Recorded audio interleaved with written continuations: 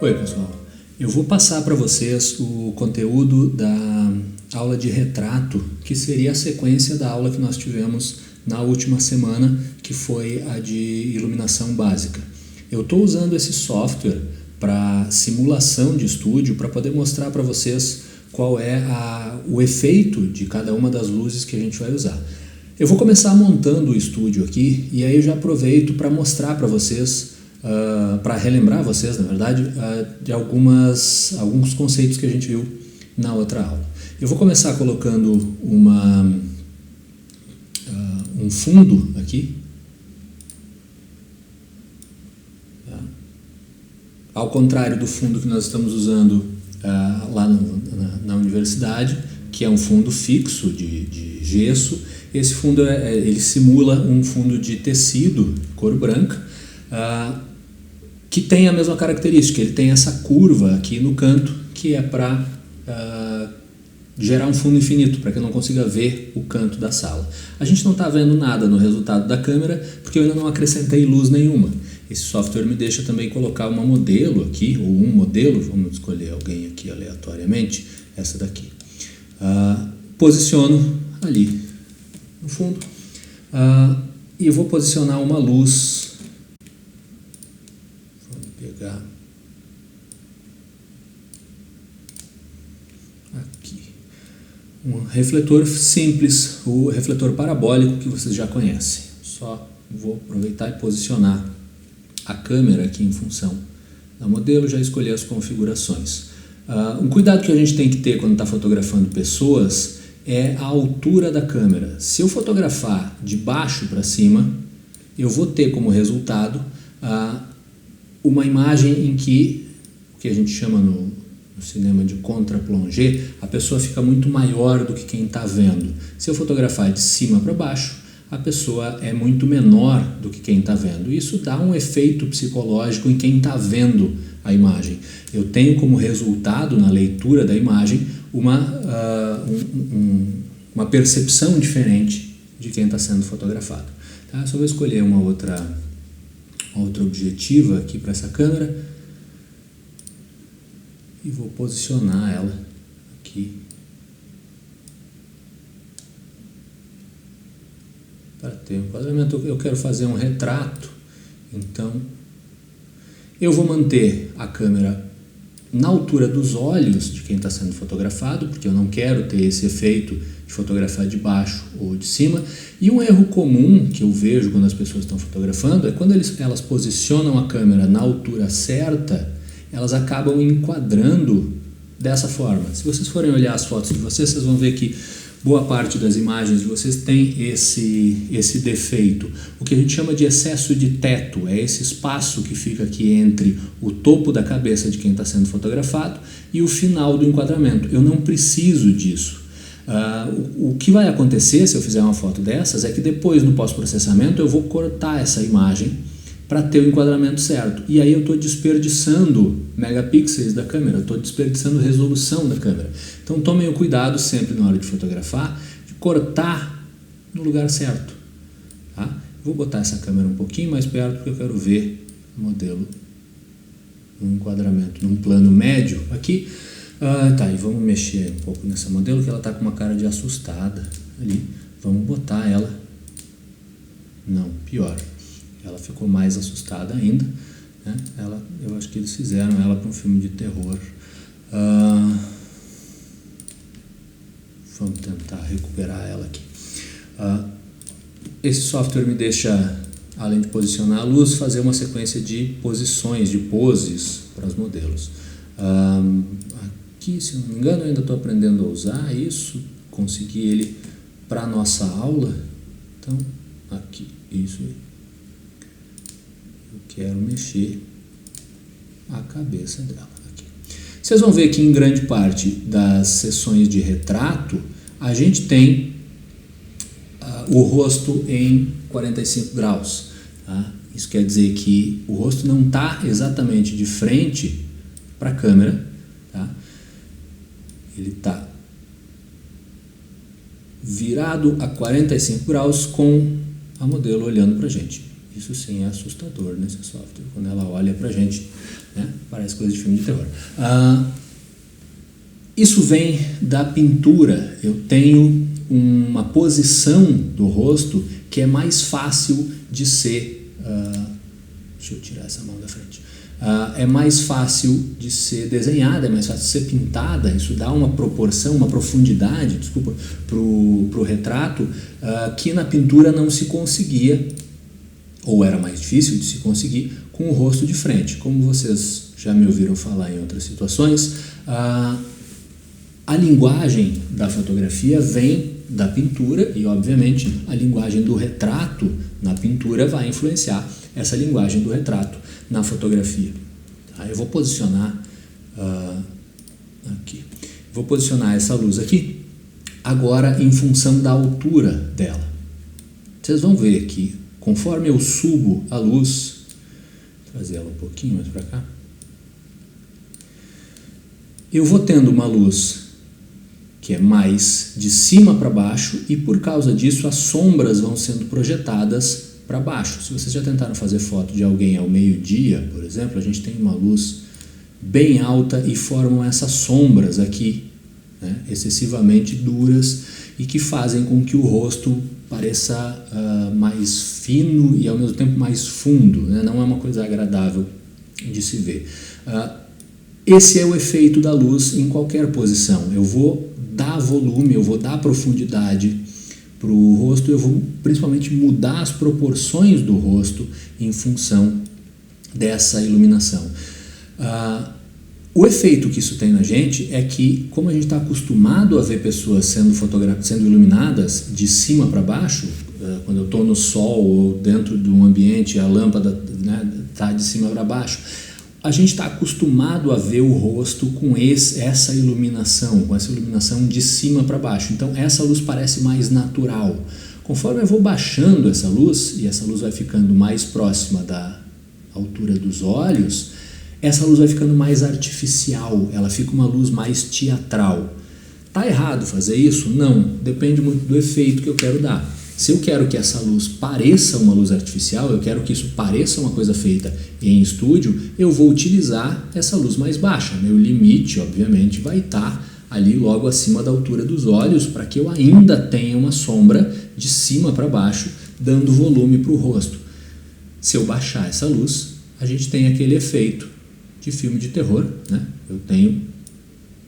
Na verdade, um dos primeiros efeitos dos filmes de terror foi exatamente iluminar as pessoas de baixo para cima, porque isso dá uma sensação estranha, isso cria um formato estranho no rosto, que as pessoas não estavam acostumadas a ver.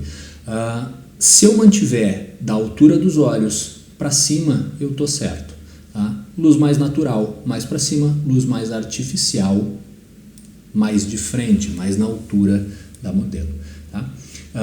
Obviamente eu vou tomar cuidado para não exagerar isso, para que o rosto não passe a ter formas estranhas. Fiquem dentro do bom senso aqui.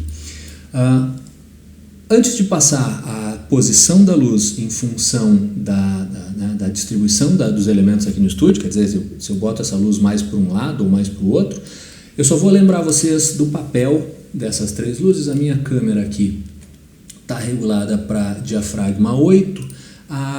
Eu não tenho um fotômetro nesse software, mas vocês viram como isso funciona lá no estúdio. Eu tenho potências diferentes para cada uma dessas luzes, em pontos que vão de 3 a 10. Tá?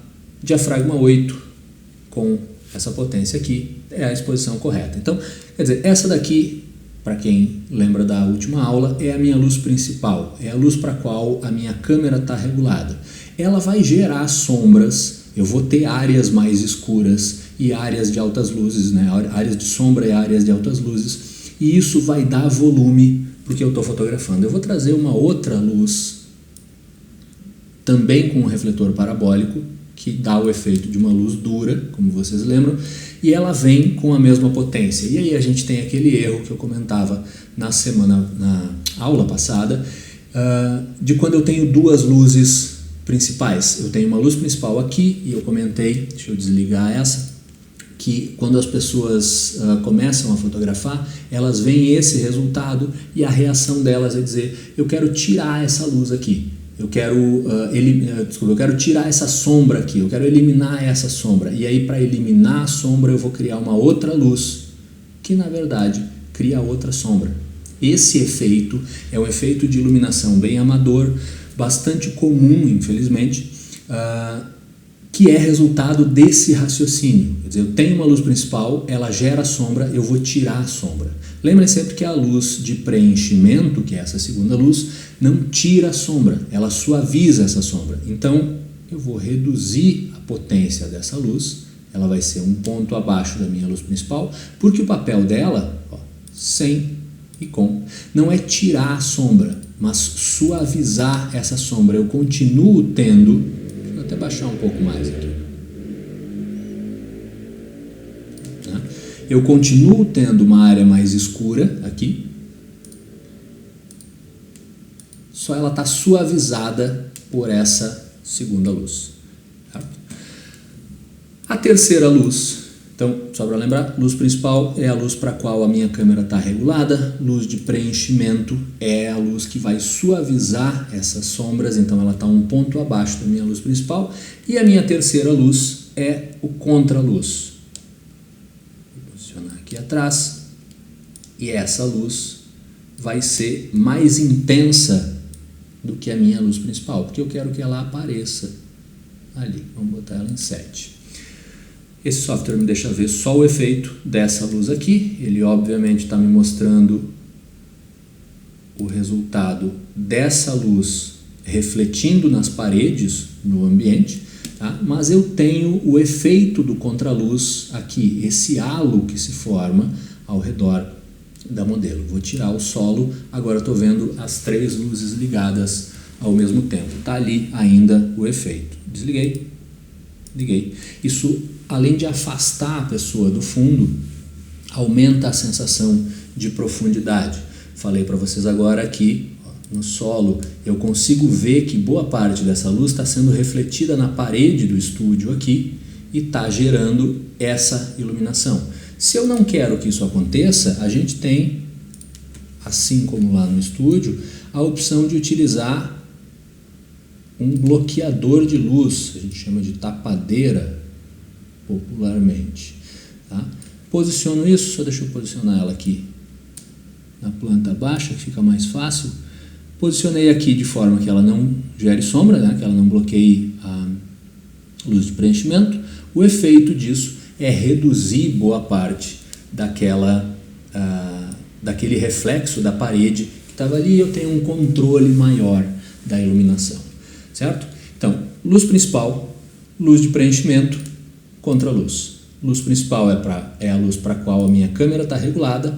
Na luz de preenchimento eu vou suavizar essas sombras criadas pela luz principal e, obviamente, a relação de contraste é minha, sou eu que decido qual vai ser a relação entre as altas luzes e a sombra, desde que elas não tenham a mesma potência, e eu vou inclusive ver a necessidade dessa luz de preenchimento. Eu posso trabalhar tranquilamente com uma luz principal e um contraluz.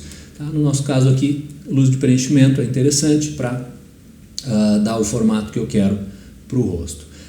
O contraluz aqui atrás está iluminando por trás, criando esse halo de luz, separando a modelo do fundo e aumentando a tridimensionalidade, né, do volume para quem eu estou fotografando. Só lembrar vocês, eu vou tirar a tapadeira aqui para não atrolhar o estúdio de coisas. Se eu acrescentar mais uma luz e eu apontar essa luz para o fundo, eu não estou acrescentando uma quarta luz.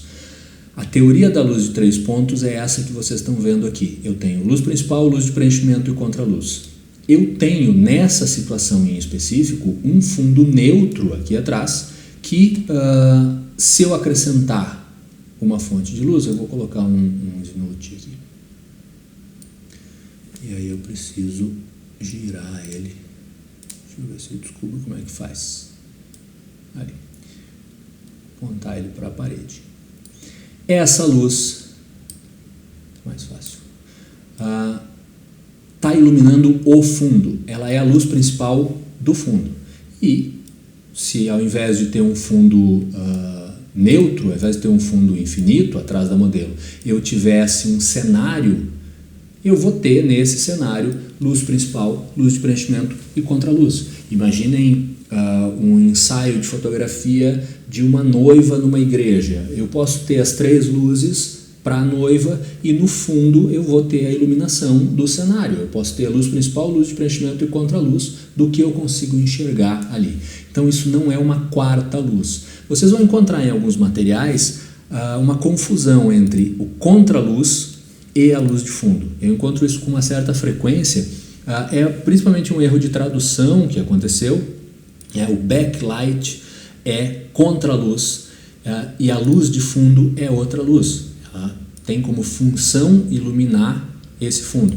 A função do contraluz é gerar aquele halo de luz que a gente está vendo ali, que dá volume. A função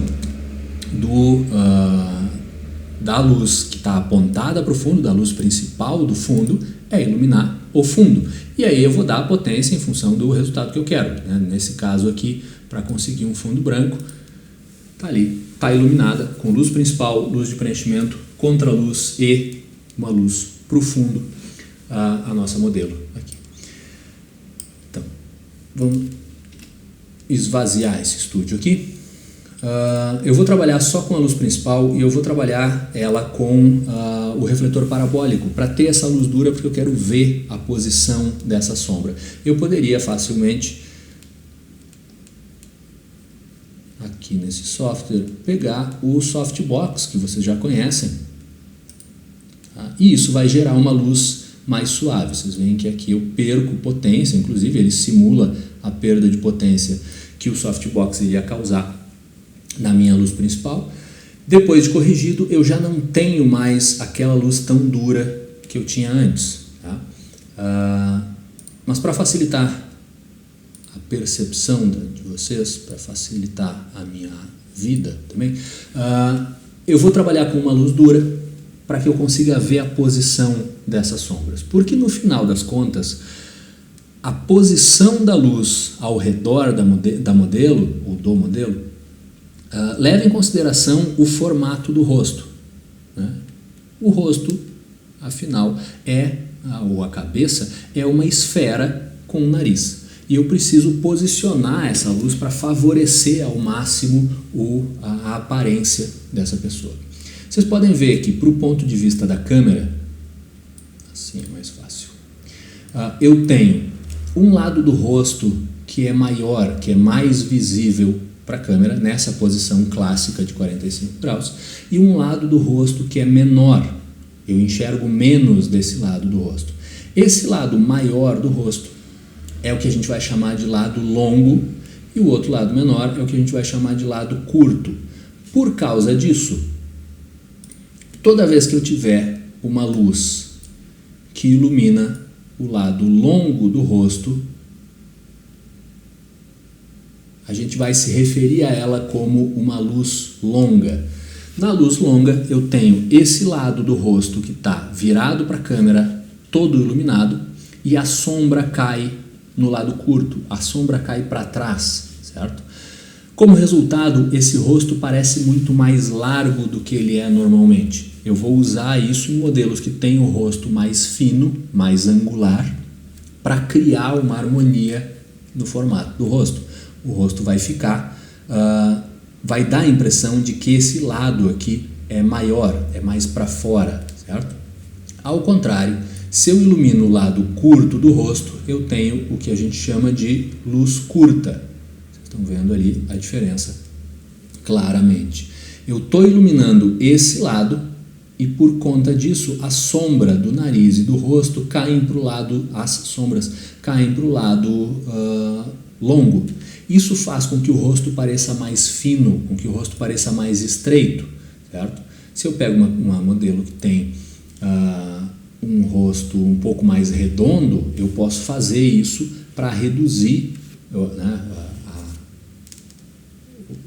o volume aqui do rosto para fazer com que ela pareça ter o rosto mais estreito, mais fino. É muito parecido com o que vocês normalmente fazem com maquiagem, certo? Se eu escurecer essa lateral do rosto aqui, eu vou dar a impressão de que esse rosto é mais estreito, né? A função da maquiagem ali é essa. Eu tenho o mesmo resultado com a luz, tá? Então, luz longa, eu estou iluminando o lado longo do rosto e a sombra está caindo para o lado curto. Luz curta, eu estou iluminando o lado curto do rosto e a sombra está caindo para o lado longo.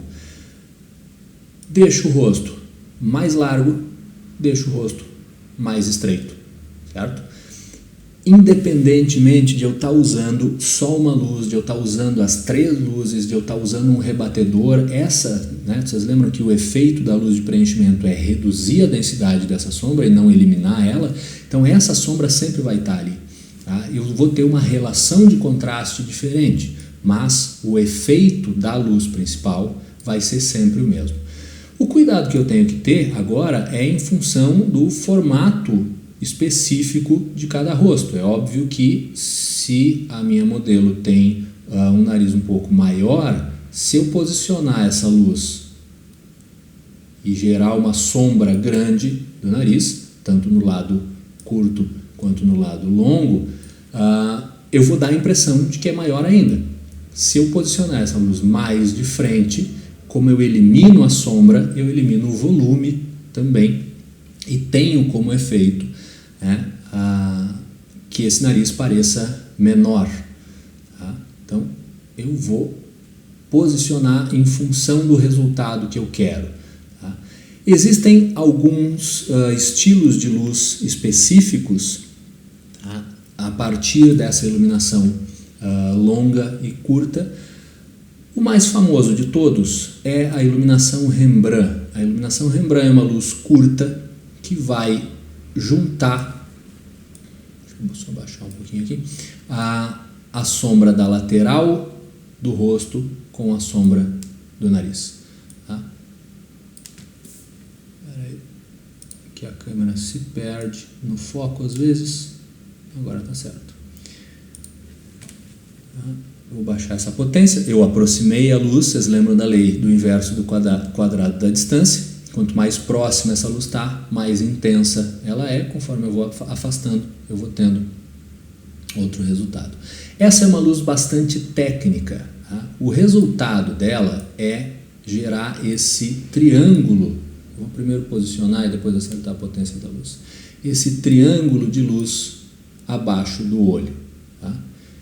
Obviamente, a luz Rembrandt deve seu nome ao pintor Rembrandt, que usou bastante nos seus quadros. Isso é o extremo da luz curta.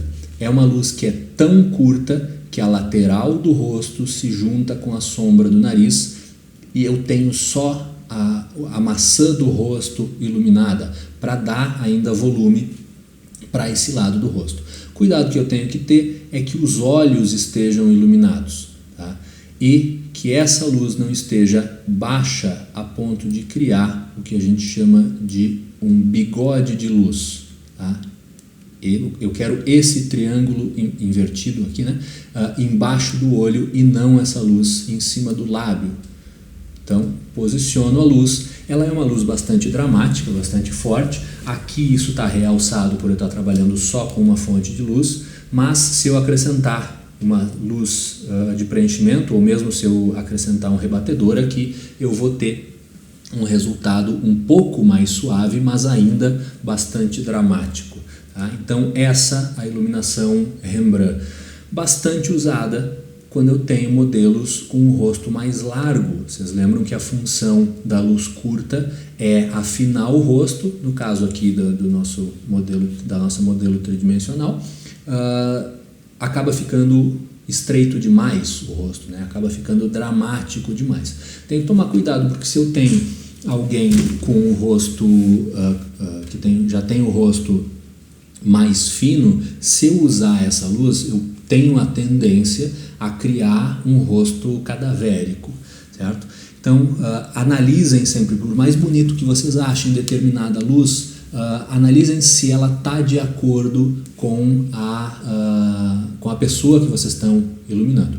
A luz longa não tem luzes ou esquemas de luz tão famosas quanto a Rembrandt, e eu já vi em algumas situações, em alguns materiais de referência, as pessoas apresentarem uma luz Rembrandt longa. Essa luz não existe, tá? Tecnicamente essa luz é só uma luz longa, porque o efeito da luz Rembrandt é afinar o rosto, deixando aquele triângulo de luz aqui desse lado. Uma outra luz bastante popular, e agora deixa eu mudar a posição da nossa modelo, vamos acertar a cabeça dela, virar ela para a câmera, tá? Aí. Uma luz bastante popular é o que se chama de luz split. Eu tenho um lado do rosto iluminado, aqui, né? E o outro lado completamente na sombra. As pessoas adoram fazer isso, principalmente com o fundo preto, né? Eu junto a lateral do rosto aqui com o fundo, tem só um lado iluminado. É uma luz bastante forte, é uma luz bastante dramática também, só que ela é uma luz que enjoa. Façam essa luz, usem essa luz quando vocês acharem adequado, mas lembrem que ela é uma luz muito marcante. Se vocês fizerem isso, se vocês tiverem 2 fotos com esse efeito no portfólio de vocês, já é demais, tá? Ela é uma luz interessante, mas ela é uma luz exagerada, ela é uma luz marcada demais. Então tomem cuidado de não usar isso com muita frequência. Uma outra luz que a gente vai ver bastante e que vai aparecer, por exemplo, em capas de revista, eu tenho esse material de referência aqui, que mostra para vocês uma série de luzes diferentes, apareceu aqui no começo do vídeo. Uma luz bastante comum na iluminação de beleza, de moda, vocês veem isso muito em revistas de beleza, sabe aquelas propagandas de maquiagem, de anti-idade, que mostram um modelo sem marca nenhuma no rosto? É por causa dessa iluminação aqui, tá? A luz Butterfly é uma luz posicionada de frente para o modelo e acima dela.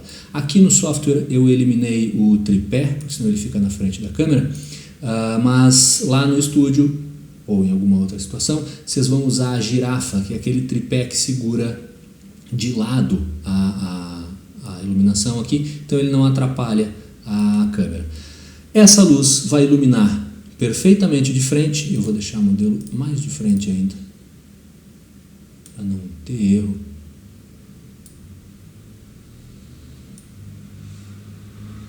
Aqui. Estou iluminando ela de frente, vamos ver lá na planta baixa, para conferir, um pouquinho mais para o lado. Aí. E isso gera uma sombra embaixo das maçãs do rosto e embaixo do queixo, tá? Essa luz é bastante comum, como eu dizia, para iluminação de beleza, e o nome Butterfly, borboleta em inglês, vem do, segundo a pessoa que criou a luz, da sombra embaixo do nariz que lembra uma borboleta.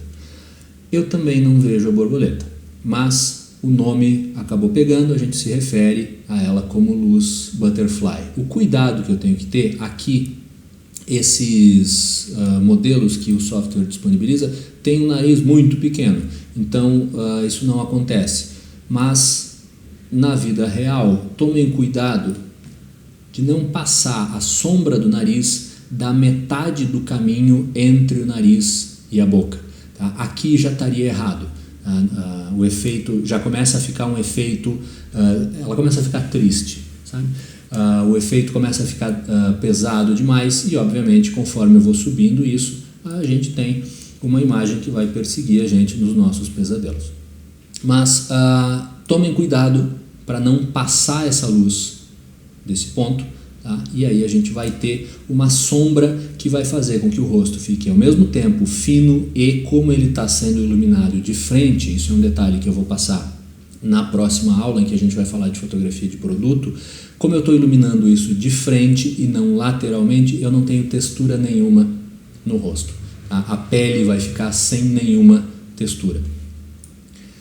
Para suavizar isso, normalmente a gente está trabalhando com, aqui sim, eu vou colocar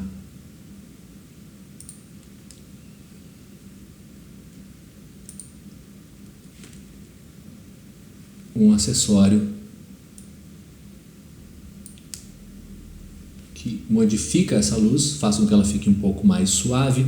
Esse é conhecido como um refletor de beleza, é beauty dish em inglês. Vocês podem ver que a sombra ficou menos intensa, principalmente nas laterais do rosto. Eu tenho uma área de iluminação maior, ou no nosso caso, ali no estúdio, eu posso trabalhar com um softbox com tamanho adequado para aquilo que eu estou fotografando. Acabou ficando na frente da luz. Espera aí. Vamos botar ele menor ainda.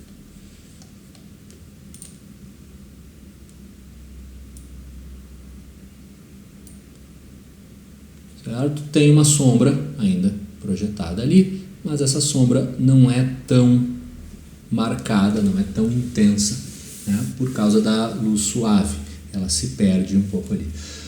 Uma coisa bastante comum nesse esquema de luz, e é um esquema de luz que todo fotógrafo que vai fazer book de modelo precisa conhecer, as modelos normalmente querem uma iluminação nesse estilo, é unir a iluminação butterfly com um rebatedor, né? Aqui a gente pode usar uma placa de isopor, posicionar ela abaixo da modelo, e eu tenho como efeito, tá um pouco complicado fazer isso, que essa luz fique mais suave, tá? Eu rebato a luz, acho que eu passei do ponto aqui, eu rebato essa luz de cima aqui no isopor e ele suaviza essa luz. Teria o mesmo efeito se eu utilizasse uma luz de preenchimento. Vocês lembram que o rebatedor funciona como luz de preenchimento. Eu vou posicionar uma luz aqui menos intensa do que a luz principal, já que ela é uma luz de preenchimento, né? E eu vou ter o mesmo efeito.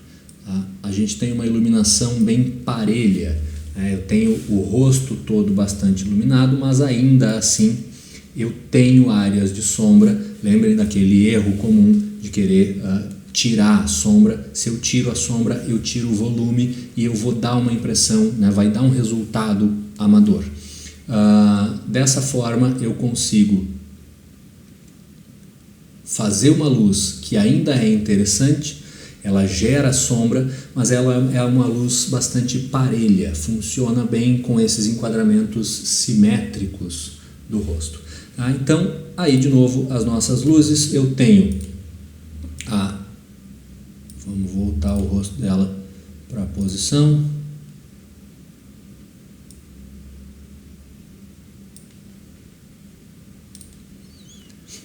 Se eu estou iluminando o lado curto do rosto, eu tenho uma luz curta. Se eu estou iluminando o lado longo do rosto, eu tenho uma luz longa. Se eu juntar a sombra, olha ali o bigode de luz, da lateral do rosto com a sombra do nariz, eu tenho uma luz Rembrandt. Ela está criando esse triângulo de luz aqui logo abaixo do olho. Se eu iluminar ela lateralmente só, vamos lá para trás, eu vou ter uma luz split, lembrando que ela é adequada desde que ela não se repita com muita frequência. E se eu ilumino, mexi na coisa errada. E se eu ilumino ela de cima, aqui quase o mais de frente possível, eu tenho uma luz butterfly. Aí é só pedir para o modelo virar a cabeça, ou no caso do nosso software aqui, virar a cabeça da modelo. Certo?